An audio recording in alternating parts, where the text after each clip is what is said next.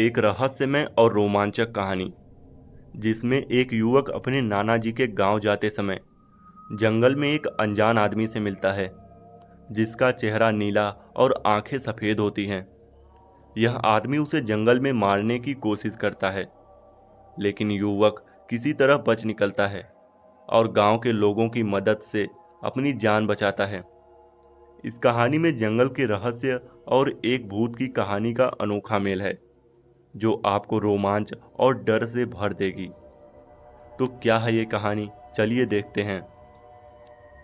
उस दिन छुट्टियां पड़ने की खुशी में मैं सारा दिन दोस्तों के साथ घूमता रहा, जिसके कारण शाम को मुझे काफ़ी देर हो गई थी।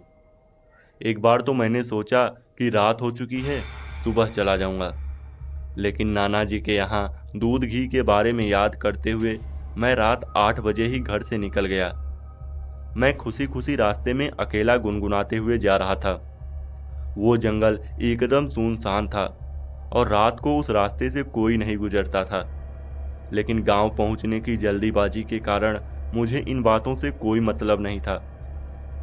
जब मैं जंगल के बीच में पहुंचा तब अचानक मुझे टॉर्च जैसी रोशनी दिखाई दी। मैंने सोचा इतनी रात को इस घने जंगल में कौन घूम रहा होगा। मैं जैसे जैसे आगे बढ़ रहा था उसकी रोशनी बढ़ती जा रही थी। तभी मुझे धोती कुर्ता पहने हुए एक आदमी नजर आया जो गाड़ी को रोकने के लिए हाथ का इशारा कर रहा था। मैंने पहले तो गाड़ी नहीं रोकने की सोची, क्योंकि मैं सोच रहा था कि कोई चोर लुटेरा होगा, लेकिन जब फिर मैंने सोचा शायद कोई जंगल में भटक गया होगा, इसलिए मैंने गाड़ी रोक दी। मैंने उससे पूछा, कहाँ जाना है? वो आदमी बोला तो कुछ नहीं, बल्कि उंगली से मेरे नाना जी के गांव की तरफ इशारा कर दिया। मैंने कहा, ठीक है बैठ जाओ, मैं भी उधर ही जा रहा हूँ। वो मेरे बाइक के पीछे बैठ गया और मैंने बाइक चलानी शुरू कर दी। थोड़ी देर बाइक चलाने के बाद अचानक मेरे बाइक की स्पीड कम हो गई। मैं जोर से रेस तो दे रहा था, फिर भी बाइक 20 की स्पीड से ज़्यादा नहीं चल रही थी। मैंने सोचा कि अगर ऐसे बाइक चली तो गांव पहुंचने में तो आधी रात हो जाएगी। इस जंगल में कोई मैकेनिक भी कहाँ मिलेगा। अब चलना तो था ही, इसलिए धीरे धीरे ही बाइक चला रहा था। अब मैंने पीछे बैठे आदमी से फिर बात करने की कोशिश की, लेकिन वो बस हाँ हूँ कर रहा था। उसने मुंह पर गमछा बांध रखा था, जिससे उसका चेहरा साफ नहीं दिख रहा था। थोड़ी देर बाद अचानक मेरे बाइक की स्पीड बढ़कर 80 हो गई और रेस कम करने पर भी कम नहीं हो रही थी। अचानक से मेरे पीछे बैठे आदमी का गमछा हवा में उड़ गया और जब मैंने कांच में उसका चेहरा देखा तो मेरे होश उड़ गए। उसका चेहरा एकदम नीला और उसकी आंखें एकदम सफ़ेद थी। कांच में देखते ही मेरा पूरा शरीर कांपने लग गया और बाइक से मेरा संतुलन गड़बड़ा गया, जिससे मेरी बाइक नीचे गिर गई और मैं दूर तक घसीटता चला गया।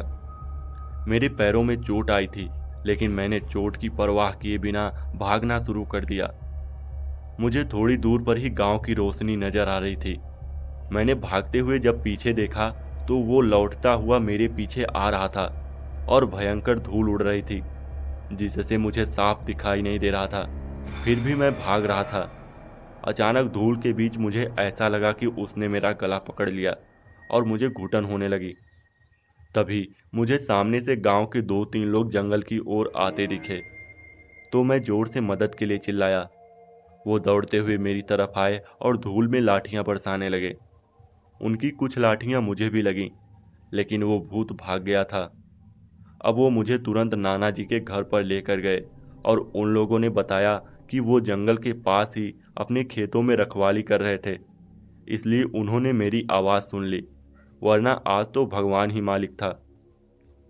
मैंने उन लोगों से और नाना जी से उस गमछे वाले आदमी के बारे में पूछा, तो उन्होंने बताया कि कई साल पहले सूखा पड़ने पर जब एक किसान की फसल बर्बाद हो गई और वो भारी कर्जे में डूब गया, इसी वजह से उसने जंगल में जाकर अपने गमछे में फांसी लगाकर आत्महत्या कर ली।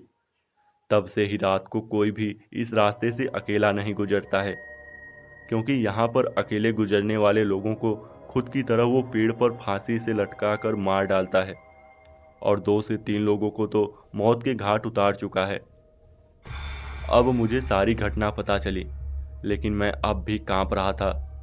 उस घटना के बाद मैं कभी जंगल वाले रास्ते से अपने गांव नहीं गया, और उस घटना के बारे में सोचते हुए मुझे आज भी सिहरन पैदा होती है। इस कहानी का नैतिक यह है कि हमें कभी भी अकेले और अनजान रास्तों से नहीं गुजरना चाहिए। खासकर रात में हमें अपनी सुरक्षा का ध्यान रखना चाहिए और ज़रूरत पड़ने पर मदद लेने में संकोच नहीं करना चाहिए। साथ ही यह कहानी हमें यह भी सिखाती है कि हमें अपने अतीत के अनुभवों से सीखना चाहिए और उन्हें भविष्य में रिपीट नहीं करना चाहिए।